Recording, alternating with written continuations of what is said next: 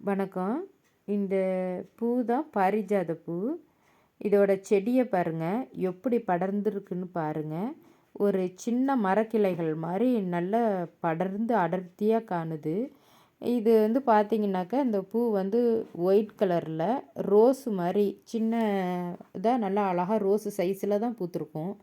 நல்லாயிருக்கும் இந்த பூவு. வாசமும் அவ்வளோ ஒரு வாசமா இருக்கும் இந்த பூ வந்து.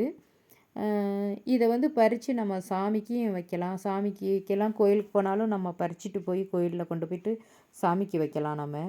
இந்த பூ வச்சு ஒரு 4 வருஷம் ஆகுது. 4 வருஷத்துல இவ்வளோ படர்ந்து இருக்கு. இதுக்கு உரங்கள்லாம் எதுவும் பெருசா ஒண்ணும் வைக்கல. தண்ணி ஊத்துறது மட்டும் தான். இத பார்த்தீங்கன்னா, அப்படி பூ, மொட்டு எல்லாமே அதிகமா பூத்துட்ருக்கும். பக்கத்துல ரோட்ல போறவங்களுக்கெல்லாம் அவ்வளோ ஒரு வாசனையா அது இருக்கக்கூடிய பூ தான் இந்த பாரிஜாத பூ. இது புடிச்சிருந்தா லைக் பண்ணுங்க, சப்ஸ்கிரைப் பண்ணுங்க. Thank you.